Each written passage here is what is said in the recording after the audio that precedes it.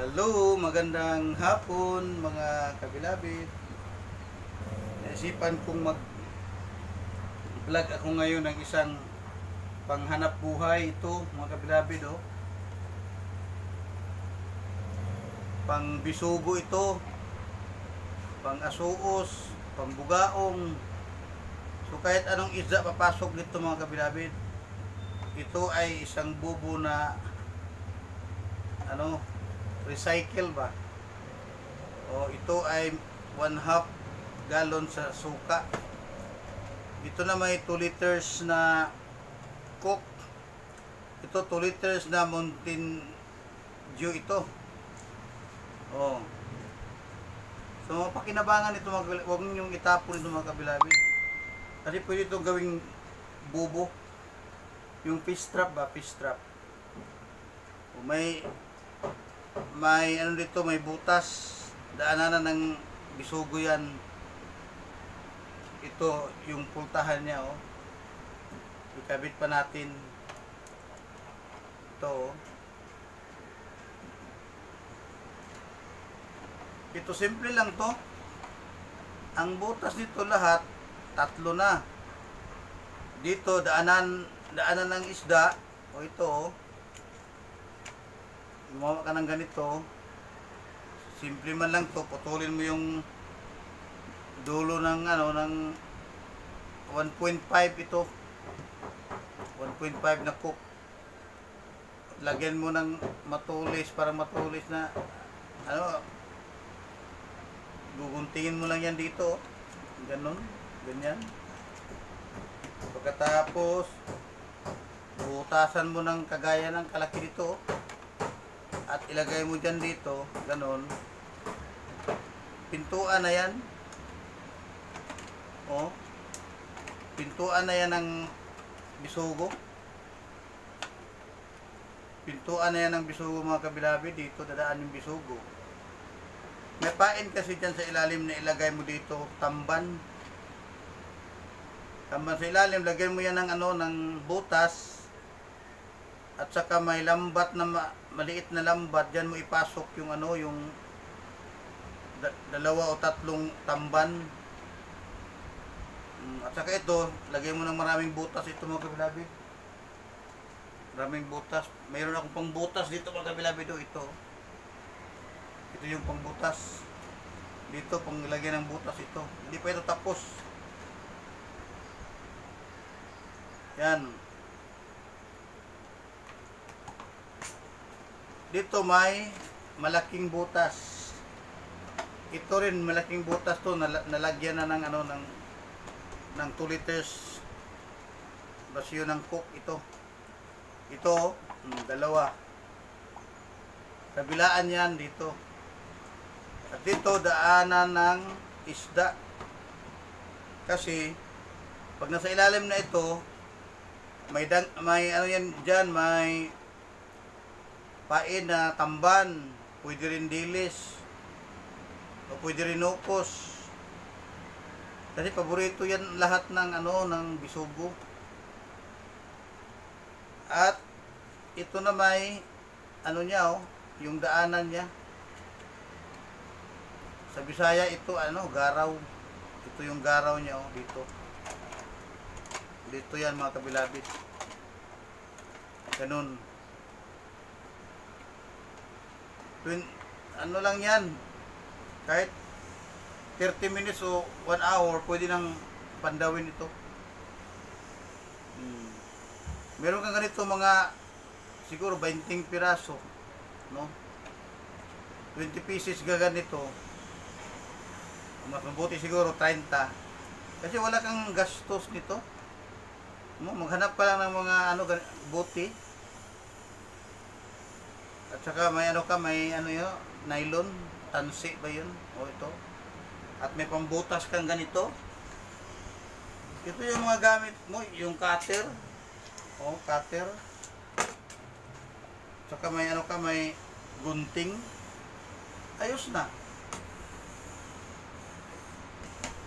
Pero ito pag lagay mo sa dagat, dapat may minline kang nylon. Bawat 10 dipa, isang ganito ilagay natin. Bawat 10 dipa.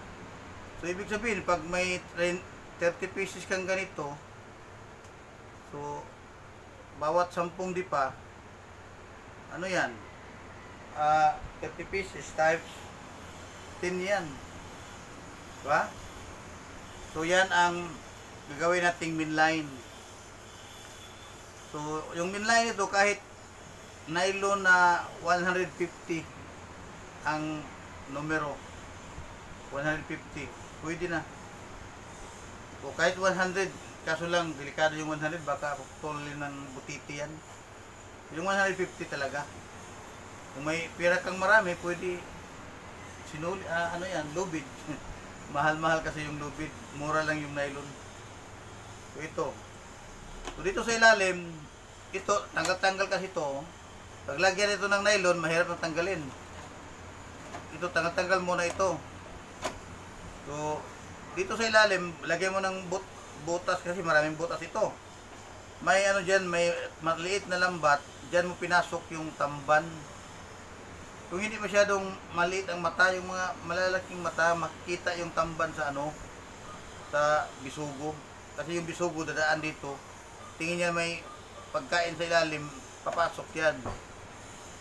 Papasok. Hindi yan makalabas mga kabilabid. Ito yung purpose bakit may mga ganito. Kasi dito yun sila pupunta. O, mga 30 minutes nandiyan siya. So, pag 30 minutes na, papandawin mo ito. Ito, tanggal-tanggal ito.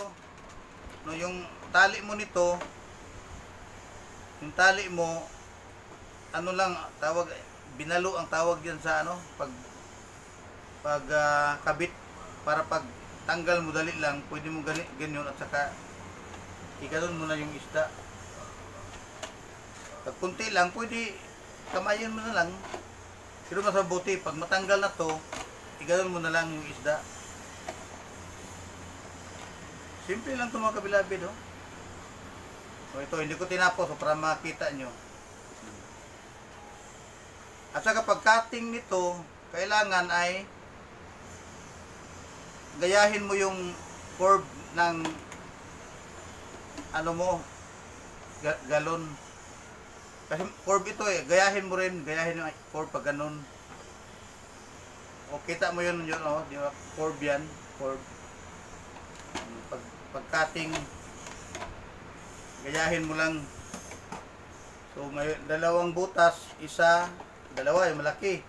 Itong butas na to, daanan ng isda. So yan lang. Kahit ano, lambay, yung crabs, blue crabs, yung maliit na alimango pwede. Pero pag mga 1 kilo mahirap na. Siguro mga kalahating kilo pwede pa. Pero yung bisugo, bugaong, asuos, at saka yung ibang isda na kakain sa pain natin, dito na yan, hindi yan makalabas, dito na yan. Within 30 minutes, pandawin mo na, o may 5 piraso, 3 piraso. Ito, oh. Katulong pa tayo sa ating kalikasan. Kasi hindi natin itapon to. Recycle ang tawag nito mga kabilabid, na pwedeng hanap buhay rin. So sana may natutunan kayo sa aking vlog ngayon. Panghanap buhay. Wala tayong masyadong pira. Pambili ng lambat, pambili ng mga pang malakihan isda, tuna o ano ba yan, blue marlin ba yan. So dito tayo sa bisugo lang. O bisugo, yung 1 kilo, malaki na yan. O pag may 5 kilos ka, naku, pira na yan. Binta mo na yan, bigas na yan. 2 kilo, pang ulam na lang. Ito. Okay, so maraming salamat at pagpalain tayo ng Panginoon. Bye-bye at I love you sa inyong lahat.